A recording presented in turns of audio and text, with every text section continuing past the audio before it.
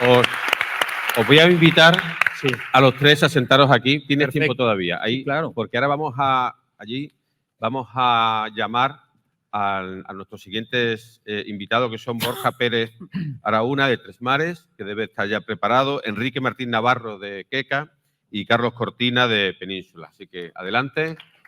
Bueno, muchas gracias, Enrique. Y Carlos. Bueno, estoy casi cumpliendo el horario. Esta es la bomba. Pero bueno, casi vamos un poco retrasados. Pero bueno, no pasa nada. Bueno, tenemos aquí a Carlos Cortina, como he dicho, Enrique Martín Navarro y Borja Pérez Araúna, ya directamente a saco. Borja, bueno, ¿cuál es la situación del Private Equity, sobre todo aquí en España? Tu visión actual, ¿no? Y sobre todo, pues, ¿qué va a pasar, ¿no? ¿Qué visión tienes para los próximos, a corto plazo, ¿no? A los próximos años, ¿no? Bueno, pues nosotros en el corto plazo lo que estamos es viendo que tenemos que tener una concentración fuerte en el análisis del portfolio, porque las cosas están sufriendo turbulencias. Nosotros hacemos varias estrategias, tenemos un balance único y invertimos en capital directo, en empresas de crecimiento, y también hacemos deuda de todo tipo, deuda tradicional y deuda privada, que es deuda que no se amortiza.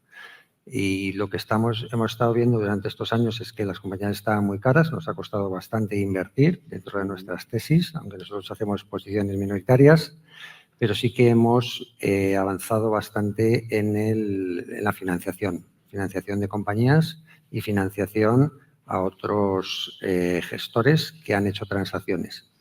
Y con la monitorización del portfolio estamos viendo que especialmente las grandes compañías que exportan están sufriendo más que las compañías nacionales, porque la crisis, igual España no está sufriendo tanto la crisis directa por el tipo de empresas que tiene, pero sí que los mercados internacionales están sufriendo y, por tanto, estamos poniendo bastante foco en que ninguna compañía nos entre en una situación de riesgo. Son muy buenas compañías, sabemos que están haciendo todo su trabajo, pero tenemos que monitorizarlas. Si esas turbulencias que hablaban, has comentado, has profundizado un poquito, pero me gustaría que profundizara un poco más, ¿no? ¿Qué efecto pueden tener, ¿no? O sea, para fondos como Bueno, pues hay compañías, algunas que las conocemos bien porque incluso las hemos tenido en el pasado en el capital, las hemos vendido y luego hemos financiado el desarrollo de esas compañías, y entonces sabemos que si son productores que exportan a Alemania para la industria, por ejemplo, pues sabemos que hay ciclos en los que Alemania desestoca. Entonces no te pide tanto producto esperando a que haya un momento en el que le vaya a ir mejor. Entonces tú sufres bastante directamente esa situación. Ahí lo que es importante es que las empresas no tengan que tomar decisiones demasiado drásticas que condicionen su estrategia a futuro.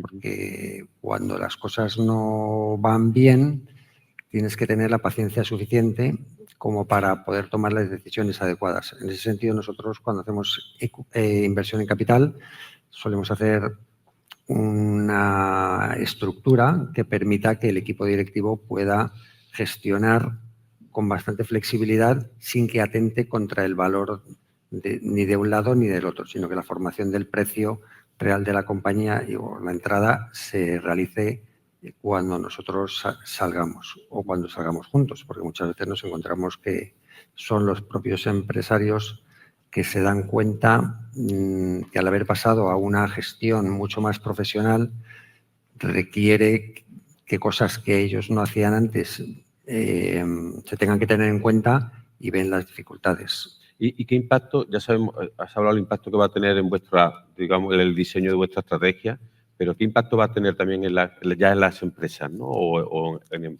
emprendedores, o en startups, o en compañías, ¿no?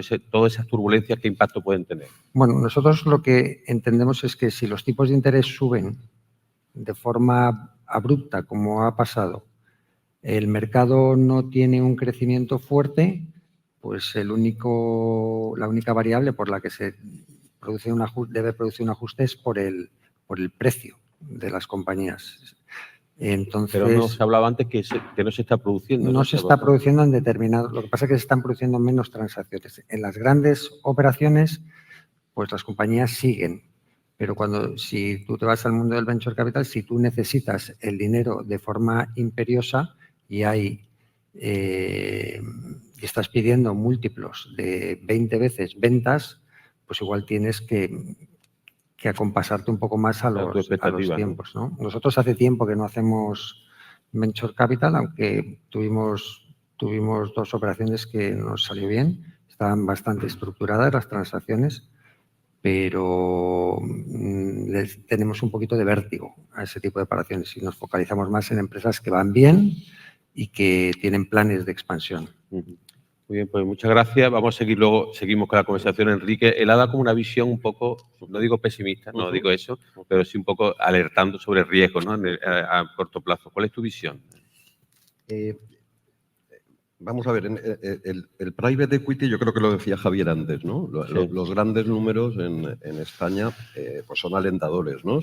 Ves las cifras de inversión del año 2022 de más de 9.000 millones y 1.000 operaciones o cerca de ahí los últimos 5 años. Las cifras dicen que las cosas funcionan, ¿no? Yo creo que dentro de ese mundo es un mundo tan amplio que yo creo que hay que centrarse cada uno en su nicho y son cosas absolutamente diferentes, ¿no? Las grandes operaciones de KKR o de CVC son compañías de un tamaño que es un porcentaje relativamente bajo de las compañías de este país y tiene unas complejidades que son totalmente distintas a las del mundo venture en fases tempranas o incluso en fases. En nuestro caso, que nos dedicamos al mid-market, a compañías de tamaño medio, hemos llegado a la conclusión que al macro le debemos prestar relativamente poca atención, ¿no? En España continúan habiendo miles de compañías, algunas de ellas con necesidades de tener un socio que le aporte cosas. Es más, con los retos tecnológicos que se han comentado, ¿no? de la inteligencia artificial, cambios de hábitos de consumo, cambios sociales brutales, eso implica que el rol del empresario es cada vez más complicado, ¿no? que tiene muchos frentes abiertos y es muy complicado a nivel de necesidad de transformar las compañías, de necesidad de hacerlas crecer de una forma acelerada, de reforzar talento, etc. Entonces, nuestro rol desde nuestro pequeñito nicho es el encontrar compañías que necesitan, porque hay compañías que no necesitan nada, que tienen equipos de gestión, energía, visión y funcionan solas. Y aquí no se trata de comprar compañías buenas, se trata de ver compañías con necesidades de crecimiento, con retos de transformación, que necesitan en una etapa de su vida un socio que a veces les ponga dinero. Paco decía antes, el dinero es una parte solo, ¿no? Que es importante para ayudar a un proceso de cambio generacional o es importante para comprar tranquilidad de un empresario que tiene todos los huevos en la misma cesta y eso implica un poco de vértigo, ¿no? Compañías de esas hay, no te diría infinitas, ¿no? Pero hay muchas. A mí me interesa una cosa porque todo el mundo cree que la tecnología nos nubla la vista, digamos, ¿no? Parece que todas son startups, pero, por ejemplo, en vuestro caso, también vais a empresas muy tradicionales, es decir, que funcionan, ¿no? Absolutamente. Sí, el que una empresa sea tradicional no implica que tenga retos importantes de transformación o de crecimiento. Hay compañías tradicionales que en un momento de su vida necesitan un cambio o bien de equipos, o bien de inversiones por temas tecnológicos, o bien de internacionalización, y ahí es donde nos tiene sentido que nosotros empecemos a hablar con un empresario, ¿no? Es casi más importante el rol previo, porque si los intereses están alineados desde el minuto uno y la visión de qué necesita la compañía es parecida, es decir, oye, el reto es aquí estar los próximos 4, 5, 6 años logrando estos hitos, es un mundo muy bonito y muy enriquecedor. Si eso no se da,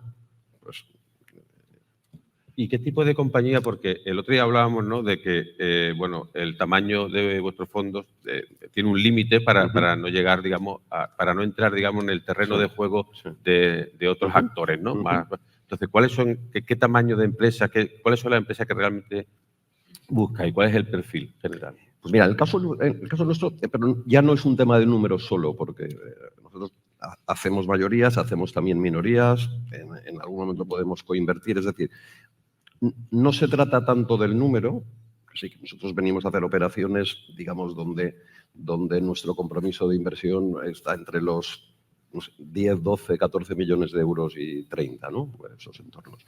Pero no es un tema de números, es más un tema de tipología de compañía. Nosotros solamente nos sentimos cómodos con compañías que tienen retos importantes de crecimiento, de transformación, y que tienen un equipo, o sobre todo un líder que tira del carro y que nos necesita, o que llegamos a la conclusión que nos necesite. Sí. Es más eso que el tamaño, y eso puede ocurrir en una compañía con 2 millones de euros de EBITDA y puede ocurrir en una compañía con 15, ¿no? Estoy pensando en empresas de Málaga y yo creo que eso requiere un cambio cultural, ¿no?, del propio empresariado, ¿no? Decir, oye, o me quedo en mi pequeño nivel o doy el salto, ¿no? Un poco ¿no? Que no suele ser habitual, ¿no? Efectivamente. Lo que ocurre es que todas las complejidades que estamos viendo en el mundo, de cambios tecnológicos, de hábitos de consumo, etcétera, hace que es muy difícil que una compañía se quede tranquila y estable y que perdure en el tiempo. El mundo hoy es exigente, es muy exigente, ¿no? Muy bien, pues muchas gracias, Enrique. Carlos, después de las dos primeras visiones, la tuya, que yo creo que incluso puede tener un ámbito más internacional, quizás, ¿no?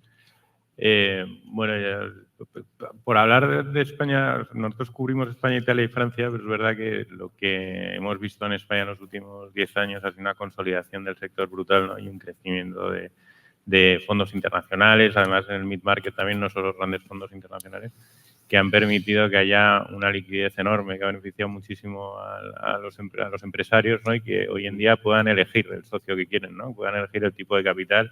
O sea, Tres Mares tiene muchas opciones que pueden hacer un traje a medida, ¿no? Y eso antes no pasaba. Y ese incremento de la competencia ha generado una sofisticación tanto de los private equities como del empresario, que hoy en día sabe perfectamente lo que es un LBO, y eso ha generado muy buenas dinámicas, ¿no? De dinamismo económico, donde se genera ese premio final de poder vender tu compañía, ¿no? Que haya esa liquidez, o poder vender un trozo de tu compañía y meter a un socio que, como decía antes, es Smart Capital, ¿no? No solo te puede generar ese capital, sino que te genera ayuda en la estrategia, te genera atraer a talento, te ayuda a internacionalizar, a dar pasos que no te podías atrever.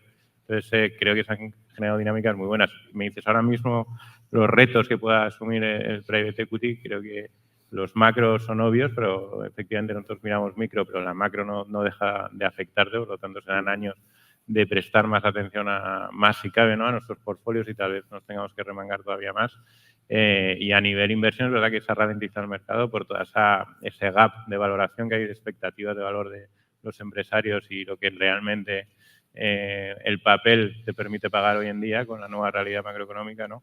Y eso se debería de corregir. Es verdad que hay tanto capital, hay tantos fondos secundarios de continuation y no sé qué. Pero no puede generar eso una burbuja, es decir, si el empresario no está dispuesto a bajar, ¿no?, esa expectativa, y hay dinero, y yo creo que era Iñaki el que decía que hay que invertir. Los mercados son muy perfectos y al final el inversor, el LP, ahora mismo tiene una alocación al private equity muy por encima de la que tiene renta variable o renta fija, por esas valoraciones que no bajan, y a las gestoras les cuesta levantar más fondos, ¿no? Entonces, al final la realidad se impone. O sea, yo creo que la economía en general es muy perfecta, ¿no? Entonces, no veo riesgo de generar una burbuja, sino que en los próximos 18 meses la realidad se imponga, porque para que podamos levantar más dinero tenemos que devolver dinero a nuestros inversores. Entonces, tendremos que vender con unos retornos menores o ser más creativos en la generación de valor, ¿no? Y una pregunta que ya he hecho al comienzo, si te encontrases a la administración pública, un territorio como Andalucía, del que ya hemos hablado de forma recurrente durante la mañana, pero ¿qué le diría? ¿No? O sea, ¿qué crees que requiere Andalucía para ser más atractiva en ese ámbito? Yo creo que en general la administración tiene las herramientas que tiene, ¿no?, para influir directamente en la economía, y son siempre impactos que requieren un largo plazo, que muchas veces las administraciones no lo tienen por el propio cambio político, ¿no? Y yo creo que la suerte que ha tenido Málaga ha sido una estabilidad de un ayuntamiento que haga lo que haga, la filosofía es apoyar al empresario, ¿no? Entonces, esa filosofía que subyace da mucha estabilidad al empresario y al inversor que quiera invertir aquí, ¿no? Entonces, para mí la clave es, dentro de las iniciativas, que unas tienen éxito, otras no, pero es un poco empujar hacia una dirección que siempre ayuda, haga lo que haga, y dar estabilidad, ¿no? Dar agilidad y estabilidad al empresario, ¿no? Luego ya toda la parte de, por supuesto, instituciones públicas que participan directamente, como el PIS, en las gestoras, que han ayudado muchísimo a desarrollar la industria. Ahí está cambiando, ¿no? Un poco la colaboración público-privada se está cambiando, ¿no?, en los últimos años, ¿no? Yo creo que este tipo de colaboración, donde la decisión de inversión es puramente por fundamentales y financiera, y no hay ningún requerimiento político, interés político que cambie la naturaleza del private equity, son muy fructíferas, ¿no? Yo creo que todos estos fondicos y tal, aparte que han recuperado mucho más de lo invertido, hacen un apoyo buenísimo sin tener que mezclar política y inversión, ¿no? Borja ha comentado, ha dibujado un panorama un poco más complicado, ¿no? No sé si tú también estás de acuerdo o crees que, bueno, que depende también de las características de cada uno de los fondos, ¿no? Yo creo que es verdad que el reto que tenemos ahora mismo es cómo generar valor sin la palanca tradicional del private equity, que es el apalancamiento, ¿no? Que hoy en día es muy caro, tiene un coste casi como el del equity, ¿no? Y tienes que fijarte en otras cosas, pero yo creo que en los retos siempre hay oportunidades, ¿no? Y en Europa ha sido esa contradicción de enormes retos, de poca innovación, envejecimiento de la población, etcétera, y en cambio surgen, pues en transición energética, etcétera, o sea, esa dependencia a los recursos naturales, siempre surgen oportunidades. Entonces, yo creo que de las dificultades siempre nacen oportunidades, y hoy, pues me imagino que la mayoría de nosotros, cuando presenta un caso en su comité, no está presentando ni que vaya a subir el múltiplo de valoración, ni está presentando una palanca sobre deuda muy importante, sino que está siendo más creativo, a lo mejor representando ideas de consolidación para crear players europeos, ¿no? Que es verdad que esto en el pasado no se ha hecho, sobre todo España, que miraba mucho a Latinoamérica, ahora yo creo que se atreve mucho más a mirar a sus países vecinos, ¿no? España, Francia, etcétera, que es un poco donde jugamos nosotros. Os voy a hacer ahora una pregunta a los tres, ¿no?, sobre qué buscáis, ¿no? O sea, cuál es vuestro perfil ideal, ¿no?, de compañía en la que os llama la atención, sobre todo en un entorno después del COVID de mucho cambio, también con la sostenibilidad siempre, ¿no?, enganchada, ¿no?, a cualquier proyecto. O sea, ¿cuál es vuestro perfil actual? Y ya luego seguimos hablando. Pues en este entorno tan competitivo, donde comprar bien es prácticamente imposible, o sea, no hay gangas, todo el mundo paga. Yo creo que lo importante es vender bien. Y para vender bien tienes que comprar compañías que tengan algún elemento único y que el siguiente vea recorrido para seguir generando valor, ¿no? Entonces, aparte de las macrotendencias que ya se han hablado aquí, obviamente cuando tienes una compañía que juega en un sector que tiene 20 años por delante, ya sea digitalización o algo de viento de cola, pues estás mejor, ¿no? Pero yo creo en general que aquellas compañías que son capaces de crear una ventaja competitiva defendible en el tiempo, siempre van a tener un valor estratégico y siempre va a haber un comprador para ello, ¿no? Entonces, esas compañías expuestas a megatendencias o con algo único, yo creo que es lo que solemos buscar nosotros, porque nos enfocamos mucho más al crecimiento que a transformar los negocios, ¿no? No jugamos tanto a gestionar mejor que el gestor de la empresa. ¿Y Enrique? Sí, yo creo que es parecido a lo que está diciendo Carlos, ¿no? Buscamos compañías que tengan una cierta ventaja competitiva, que puede ser en muchos aspectos, de producto, de mercado, de localización, etcétera, y sobre todo con un equipo, te diría, con ganas, con visión de crecimiento y de mejora, y con unos hitos claros de lo que hay que hacer en los siguientes 5, 6, 7 años. Hombre, y en los entornos actuales, donde cuando haces un análisis de ciclo económico, que una bajada de consumo no las mate, ¿no? No las mate porque o bien están en un nicho determinado o bien están internacionalizadas. Yo te diría compañías con una cierta capacidad de crecimiento y con un equipo con ganas, ¿no? ¿Y Borja, para terminar ya? Bueno, nosotros es que desde hace años hemos venido desarrollando una herramienta que con 6 fuentes de información, tanto privada como pública, y con algoritmos de semántica, hemos identificado 23 tendencias con 395 subtendencias de alto crecimiento en España. Y dentro del rango de lo que nosotros podemos invertir, hemos identificado 10.000 compañías. 10.000. 10.000 compañías con potencial de crecimiento en sectores pues, como la nutracéutica, nuevos hábitos de consumo, fertilizantes naturales, robótica 4.0. Y lo que hacemos es cambiar el modelo de caza, es decir, me presento en la compañía y a ver si está la pieza ahí en ese momento para que yo le pueda ayudar, por un modelo más de granja. Es decir, empezar como tenemos una variedad de productos diferentes, nos acercamos con productos de baja fricción, pues que puede ser una línea de circulante hasta una pequeña inversión de capital convertible o bien ver cuáles son las necesidades reales de la compañía dentro de esto. Si hay una tendencia en la que hay 20 compañías que están creciendo a doble dígito de forma sostenida, cosa que sucede, pues vamos más a un modelo de financiación de ese tipo de compañías, de forma que luego si hay una ganadora, pues a lo mejor ella decide que le podemos acompañar con capital. Pero tenemos muy claro cuál es la estrategia y tenemos una apuesta muy fuerte por la tecnología, que además nos gustaría que hubiera una colaboración con el Estado, incluso que pudiera abrir la base de datos de Hacienda para todo el mundo, para poder machear esas necesidades que hay en el mercado de capital con las oportunidades de inversión y luego con ese modelo de hacer un más largo plazo que esperar a ver si la compañía está disponible en el momento en el que tú estás. Muy bien, pues muchísimas gracias. Lo de 10.000 me he quedado ya impactado. O sea, ya eso del olfato, el olfato ya no frente a la inteligencia artificial sí, ya va perdiendo valor, ¿no? Exacto. Bien, pues oye, muchísimas gracias. Un aplauso para...